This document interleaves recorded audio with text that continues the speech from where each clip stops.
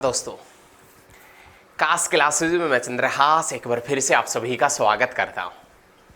आशा करता हूं कि आप ठीक होंगे, स्वस्थ होंगे और हमारा जो कास्ट क्लासेज का परिवार है वो बेहतरीन तरीके से एचएसएससी के एग्ज़ाम्स की तैयारी भी कर रहा होगा।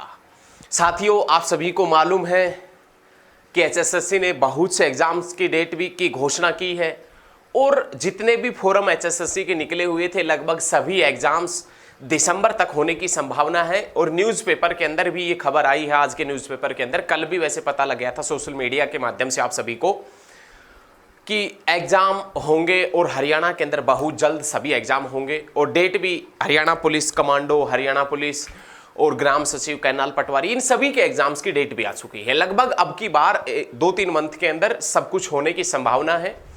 और आज से यदि जिक्र करें तो आज से हरियाणा पुलिस का लगभग 1 मंथ ही बचा हुआ है। हरियाणा पुलिस का अब की बार वैकेंसी बहुत अच्छी खासी है, लगभग 7300 वैकेंसी है। और जो ये वीडियो हम बना रहे हैं, इस वीडियो का बेस क्या है वो आपको समझना होगा। ये वीडियो हम हरियाणा के अंदर होने वाले सभी एग्जाम्स को लेकर बना रहे हैं।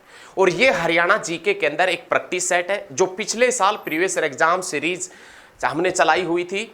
उसके अंदर जो पिछले साल हरियाणा के अंदर एग्जाम हुए थे 2016 से लेकर 2021 तक जितने भी एग्जाम हुए और उन एग्जाम्स के अंदर किस टाइप के हरियाणा जीके के क्वेश्चन पूछे गए और कौन से पर्सन फिर से रिपीट होने की संभावना है और एक पर्सन से आपको अन्य पर्सन कैसे बनाने, वो सभी चीज इस वीडियो के अंदर सिखाएंगे। आप वीडियो को अंत तक जरूर देखना। और आप सभी साथियों से रिक्वेस्ट है, अनुरोध है कि जितनी मेहनत हम करते हैं ना, तो आपसे सिर्फ एक रिक्वेस्ट है कि आप वीडियो को स्टडी ग्रुप में शेयर जरूर करें। साथियों, ये आप अनुरोध हमारा स्वीकार करें और वीडियो को ज़्यादा से ज़्यादा स्टडी ग्रुप में शेयर करें। तो चलिए, आज हम बहुत ही बेहतरीन आपके सामने एक प्रैक्टिस सेट लेकर आए हैं और उस प्रैक्टिस सेट के अंदर एक से एक बेहतरीन हरियाणा जीके के क्वेश्चन हम आपके सामने करवाएंगे। तो आज का दोस्तों हमारे सामने जो पहला क्वेश्चन है प्रैक्टिस सेट का वो ये है, मराठों तथा अहमद शाह अब्दाली के बीच हरियाणा में कौन सा युद्ध हुआ था। आपने नाम सुना होगा मराठों का और अहमद शाह अब्दाली। मराठों और अहमद शाह अब्दाली के मध्य हरियाणा के अंदर पानीपत की तीसरी लड़ाई हुई थी। पानीपत की जो थर्ड लड़ाई है, पानीपत की जो तीसरी लड़ाई है वो कब हुई थी तो आप बताएंगे 1761 में। और ये लड़ाई किस किस के मध्य हुई थी तो आप बताएंगे मराठों और अहमद शाह अब्दाली के मध्य। मराठों और अहमद शाह अब्दाली के मध्य ये लड़ाई लड़ी गई थी, पानीपत की तीसरी लड़ाई। लेकिन पानीपत की तीसरी लड़ाई में मराठों का सेनापति वो व्यक्ति था जिसने कुरुक्षेत्र के अंदर, पानीपत की तीसरी लड़ाई में मराठों का सेनापति वो व्यक्ति था जिसने कुरुक्षेत्र के अंदर स्थानेश्वर महादेव मंदिर का पुनर्निर्माण करवाया था। कुरुक्षेत्र के अंदर स्थानेश्वर महादेव मंदिर किसने बनवाया था तो आप बताएंगे पुष्यभूति ने बनवाया था। लेकिन उस मंदिर का पुनर्निर्माण किसने करवाया था? सदाशिवराव भाऊ ने करवाया था। तो पानीपत की तीसरी लड़ाई में मराठों का सेनापति सदाशिवराव भाऊ था और पानीपत की तीसरी लड़ाई में मराठों का तोपची कौन हुआ करता था तो आप बताएंगे इब्राहिम खान गारदी। इब्राहिम खान गारदी पानीपत की तीसरी लड़ाई में मराठों का तोपची था। और यह लड़ाई पानीपत की जो तीसरी लड़ाई है वो अहमद शाह अब्दाली और मराठों के बीच में लड़ी गई थी, ये याद रखिएगा। लेकिन पानीपत की तीसरी लड़ाई से पहले, पानीपत की तीसरी लड़ाई से पहले अहमद शाह अब्दाली और मराठे आपस में कहां युद्ध कर चुके थे? पानीपत की तीसरी लड़ाई से पहले अहमद शाह अब्दाली और मराठे आपस में युद्ध कर चुके थे फरीदाबाद में। और फरीदाबाद के अंदर जो युद्ध हुआ था वो कब हुआ था तो आप बताएंगे 1754 में। 1754 में अहमद शाह अब्दाली और मराठे आपस में युद्ध कर चुके थे फरीदाबाद में। लेकिन अहमद शाह अब्दाली और मराठे फिर से युद्ध किया उन्होंने 1761 में, जिसे पानीपत की तीसरी लड़ाई के नाम से जाना गया। 1754 के अंदर दोस्तों हम 200 साल जोड़ दें तो आप बताएंगे 1954। और 1954 के अंदर हरियाणा के तत्कालीन मुख्यमंत्री मनोहर लाल खट्टर का जन्म हुआ था। मनोहर लाल खट्टर का जन्म कहां हुआ था तो आप बताएंगे निदाना खास गांव रोहतक के अंदर इसका जन्म हुआ था 1954 में। 1954 के अंदर ही भारत रत्न, पद्म भूषण, पद्मश्री, पद्म विभूषण की शुरुआत हुई थी। यह भी पॉइंट आपने याद रखना है। लेकिन पानीपत की तीसरी लड़ाई के अंदर 200 साल जोड़ दे तो आप बताएंगे 1961। 1761 के अंदर 200 साल ऐड कर दिया 1961। हरियाणा की जो अंतरिक्ष यात्री कल्पना चावला है उसका जन्म हुआ था करनाल में 1961 में। 1961 के अंदर ही हरियाणा में पहला सैनिक स्कूल कुंजपुरा करनाल के अंदर खुला था।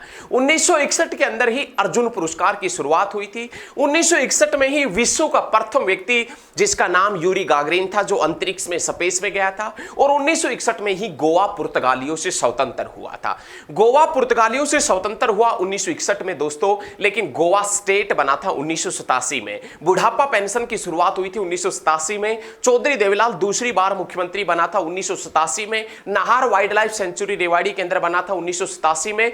दीनबंधु सर छोटूराम विज्ञान व तकनीकी विश्वविद्यालय मुरथल सोनीपत में बना था 1987 में। और इसी के साथ में आपने याद रखना है श्री कृष्ण म्यूजियम, श्री कृष्ण संग्रहालय कुरुक्षेत्र के अंदर कब बना था, तो आप बता देना 1987 में। अब की बार एकदम जहर तरीके से हरियाणा जीके की तैयारी करनी है आपने, एकदम बेहतरीन तरीके से। आपके अंदर एक जुनून होना चाहिए नौकरी का, और अब की बार आप नौकरी लग कर रहेंगे किसी भी हालत में, चाहे कैसी भी परिस्थितियां हो, कैसी भी हालत हो, लेकिन आपने तैयारी नहीं छोड़नी। नौकरी लगना है तो लगना है, और एक ऐसा जुनून पालिएगा 1-1.5 मंथ का कि आप पढ़ें, दिन रात एक कर दें, और दिन रात एक करेंगे ना तो सफलता आपके कदम चूमेगी, अवश्य ही चूमेगी। तो वीडियो को अंत तक जरूर देखना, वीडियो को स्किप मत करना, वरना बहुत कुछ छूट जाएगा। तो पानीपत की तीसरी लड़ाई से संबंधित क्वेश्चन आपको समझ में आए। चलिए, हरियाणा के किस जिले में सरसों सर्वाधिक होती है? आपसे पूछ रहा है कि सरसों है ये कौन सी ऋतु की फसल है, तो आप बताएंगे वैसे तो शीत ऋतु की सर्दियों के दिनों में बोई जाती है, लेकिन यदि फसलों को हमने 3 भागों के अंदर बांटा हुआ है, एक जायद फसल, एक रबी की फसल, एक खरीफ की फसल, तो सरसों है ये रबी की फसल है। रबी की फसल एक्चुअल में क्या होता है कि अक्टूबर नवंबर में बोई जाती है और मार्च अप्रैल में काट ली जाती है। सरसों जो है ये तिलहन फसल के तहत सरसों का उत्पादन किया जाता है, तिलहन के तहत सरसों का उत्पादन किया जाता है। सरसों का भी बताएंगे। सरसों हरियाणा के किस जिले में सबसे ज्यादा होती है? सरसों हरियाणा के किस जिले में सबसे ज्यादा होती है? तो महेंद्रगढ़। लेकिन अब यहां पर एक डाउट उठता है साथियों कि यदि महेंद्रगढ़ ऑप्शन में आए ही नहीं तो क्या करेंगे? भाई सरसों हरियाणा में सबसे ज्यादा कहां होता है? आप तुरंत चुनेंगे महेंद्रगढ़, लेकिन हम आपके सामने एक चुनौती पेश कर रहे हैं कि महेंद्रगढ़ ऑप्शन में आए ही नहीं तो आपने भिवानी चुनना है। हरियाणा में सबसे ज्यादा बाजरा कहां होता है? तो आप बताएंगे भिवानी में, लेकिन भिवानी ऑप्शन में आए ही नहीं तो आप बाजरे के अंदर सेकंड ऑप्शन महेंद्रगढ़ को चुनेंगे। महेंद्रगढ़ जिसका पुराना नाम कानोड़ है, और कानोड़ का किला बलबन ने बनवाया था, और बलबन गुलाम वंश का शासक था, और गुलाम वंश का संस्थापक कुतुबुद्दीन ऐबक मोहम्मद गोरी का गुलाम था। और मोहम्मद गोरी तराइन की दूसरी लड़ाई में 1192 के अंदर जीता था, और 1191 के अंदर पृथ्वीराज चौहान से हारा था। पृथ्वीराज चौहान जिसका दरबारी कवि चंद्रबरदाई था, चंद्रबरदाई जिसका संबंध हिसार से है, हिसार जो फिरोज शाह तुगलक ने 14वीं शताब्दी में बसाया था, 1354 में बसाया था। 1354 के अंदर 400 साल जोड़ दे 1754 में अहमद शाह अब्दाली और मराठे आपस में युद्ध कर चुके थे फरीदाबाद के अंदर, जिसे फरीदाबाद के युद्ध के नाम से जाना गया था। एकदम जहर तरीके से पढ़ाएंगे, वीडियो को अंत तक जरूर देखना। कानोड़ का किला किस नगर में स्थित है? तो हम बता चुके हैं, कानोड़ का किला महेंद्रगढ़ के अंदर स्थित है, याद रखिएगा। बहुत अच्छे भाई। हरियाणा का सबसे कम साक्षरता वाला जिला, हरियाणा के अंदर सबसे कम जो लिटरेसी रेट है, साक्षरता दर है, हरियाणा में सबसे कम साक्षरता दर उस जिले की है जिस जिले का लिंगानुपात उच्च बताया जाता है। सेक्स रेशियो जिस जिले का उच्च है, सेक्स रेशियो में उच्च स्थान रखता है मेवात। लेकिन याद रखिएगा सबसे कम साक्षरता दर जो है, लिटरेसी रेट है, पढ़ाई लिखाई वाले है, वो मेवात के अंदर है। सबसे ज्यादा पुरुष कहां के पढ़े लिखे? रेवाड़ी के। सबसे ज्यादा महिला कहां की पढ़ी लिखी? गुरुग्राम की। ओवरऑल साक्षरता दर में प्रथम कौन सा? गुरुग्राम। सेकंड कौन सा ओवरऑल साक्षरता में? पंचकुला। ओवरऑल साक्षरता में थर्ड अंबाला, और ओवरऑल साक्षरता में फोर्थ फरीदाबाद। लेकिन ओवरऑल साक्षरता, महिला साक्षरता एंड पुरुष साक्षरता, तीनों में सबसे कम कौन सा है? तो आप मेवात को चुनेंगे। मेवात जिसका नाम नूह हो गया, मेवात जिसका पुराना नाम सत्यमेव पुरम था। ठीक है, बहुत अच्छे तरीके। हरियाणा गठन के समय हरियाणा के अंदर कितने जिले थे? जब हरियाणा का गठन हुआ था दोस्तों 1 नवंबर 1966 के अंदर, उस समय कितने जिले हुआ करते थे? 7 जिले। ये इस प्रकार के एचएसएससी वाला आपसे मजाक के तौर पर प्रश्न पूछेगा, ये मजाक ही एक तरीके से एचएसएससी वाला मजाक करेगा, और ये मजाक सभी का ठीक होता है, ठीक है। तो आपने याद रखना है कि 1 नवंबर 1966 के अंदर हरियाणा के अंदर कितने जिले हुआ करते थे, तो आप बताएंगे उस समय हरियाणा के अंदर 7 जिले थे। लेकिन उस समय सबसे बड़ा जिला कौन सा हुआ करता था? तो सबसे बड़ा जिला तो हिसार था 1 नवंबर 1966 में, और सबसे छोटा जिला कौन सा हुआ करता था? जींद हुआ करता था। 1 नवंबर 1966 में जब हरियाणा बना उस समय कौन सा नया जिला बना? तो आप बताएंगे जींद उस समय नया जिला बना था, 6 जिले ऑलरेडी पहले थे। लेकिन 1 नवंबर 1966 को जब हरियाणा बना तो इन्हीं के साथ में एक डिस्ट्रिक्ट और बना जिसका नाम क्या था? जींद हुआ करता था। बहुत अच्छे भाई, बहुत अच्छे। निम्नलिखित में से कौन से हरियाणा के मुख्यमंत्री नहीं रहे? यह प्रश्न एग्जाम में बहुत बार रिपीट होता है।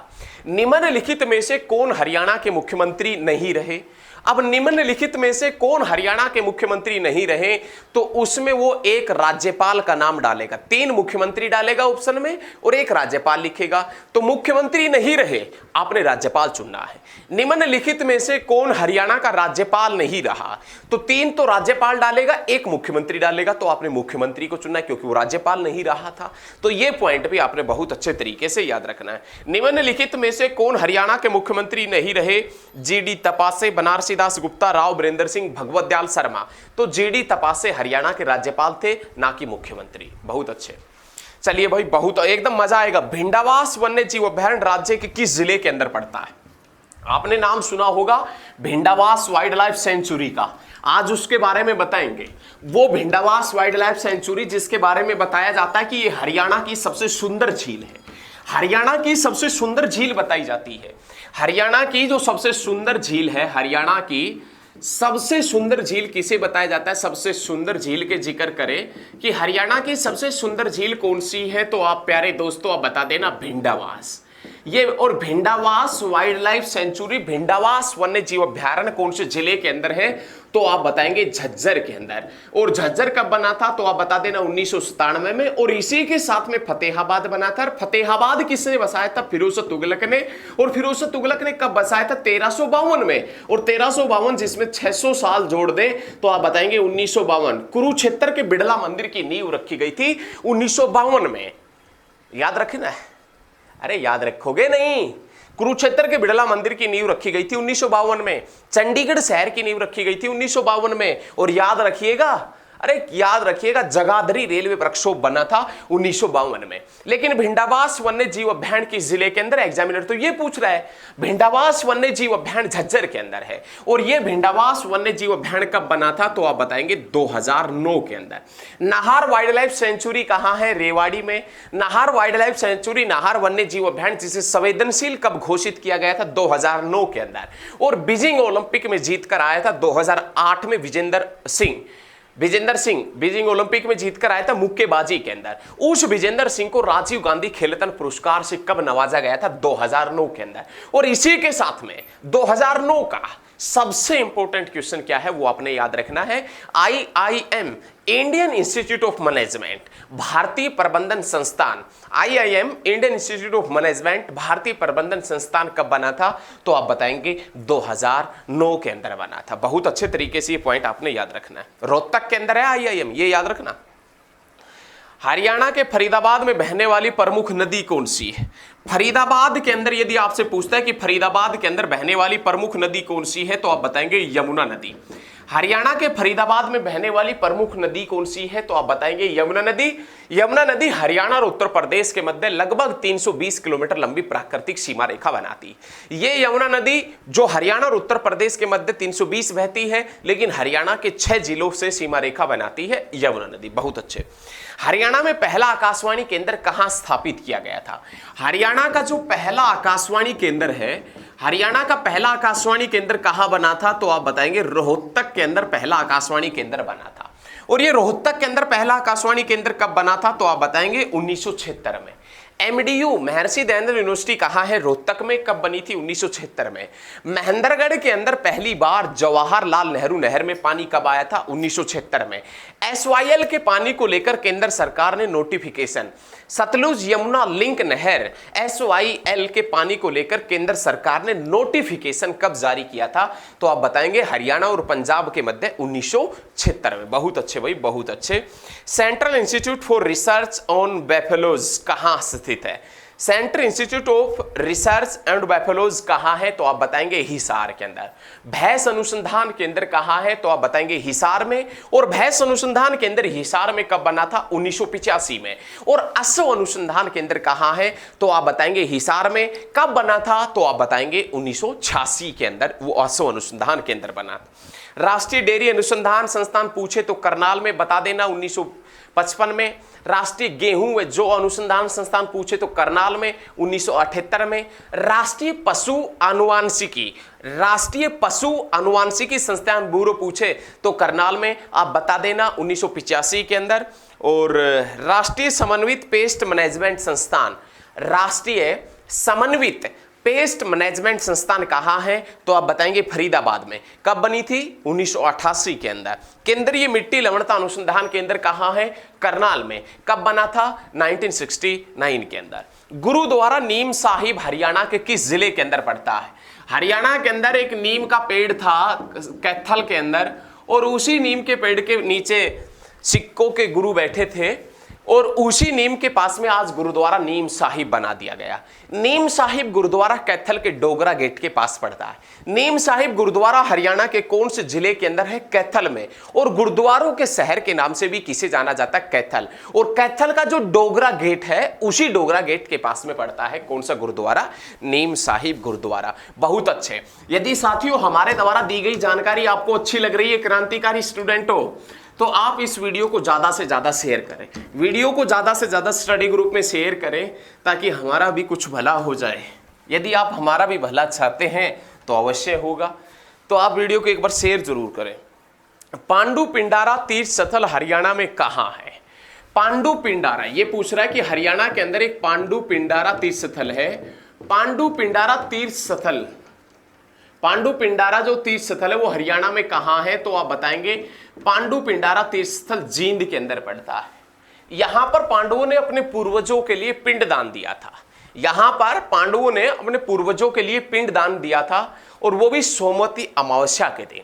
लेकिन उस समय सोमवती अमावस्या 12 साल के बाद आई थी, तो पांडवों ने 12 साल तक इंतजार किया था और उसके बाद में यहां पर पिंडदान दिया था। ठीक है, आजकल 12 साल क्या 12 दिन का इंतजार नहीं होता, करना है तो करना है। और आप भी इंतजार मत करना, 1 मंथ का वक्त बचा हुआ है, इंतजार में ही गुजर जाएगा मंथ, ध्यान रखना। तो आज ही पढ़ना स्टार्ट कर दें, आज नहीं अभी पढ़ना स्टार्ट कर दें।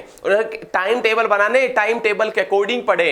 आपको कोई भी ताकत है वो नहीं रोक सकते अब की बार सिलेक्शन से, ठीक है ना, ध्यान रखना।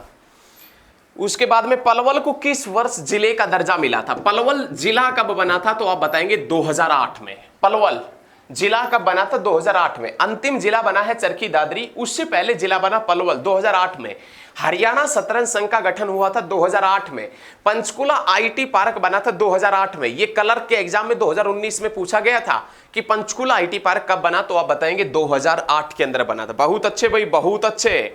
साइना नेहवाल का संबंध किस खेल से है? साइना नेहवाल का संबंध किस खेल से है? तो आप बताएंगे बैडमिंटन से। साइना नेहवाल कहां से है? तो आप बताएंगे हिसार से है। और उत्तर भारत की सटिल सिटी, मैग्नेट सिटी, लोह नगरी के नाम से किसे जानते हैं? तो आप बताएंगे हिसार को जानते हैं। चंडीगढ़ का वास्तुकार ली कार्बूजियर। चंडीगढ़ का जिसने डिजाइन बनाया था उस व्यक्ति का नाम था ली कार्बूजियर या ली कार्बूजियर, एक ही बात है। लेकिन वो कौन से देश का निवासी था? फ्रांस का। फ्रांस, इसकी राजधानी क्या है? पेरिस। और पेरिस कौन से नदी के ऊपर स्थित है? तो आप बताएंगे सीन नदी के ऊपर स्थित है। बहुत अच्छे भाई, बहुत अच्छे, बहुत अच्छे। तो आज के लिए इस प्रैक्टिस सेट में इतने ही क्वेश्चन थे, तो आज इतना ही करेंगे। बहुत जल्द मिलेंगे, नेक्स्ट क्लास में मिलेंगे, एक धमाकेदार तरीके से मिलेंगे। तो आज के लिए इतना ही साथियों। यदि वीडियो आपको अच्छी लगी है तो वीडियो को ज्यादा से ज्यादा स्टडी ग्रुप में शेयर करें। आज के लिए इतना ही, बहुत जल्द मिलेंगे। जय हिंद, जय हरियाणा, धन्यवाद।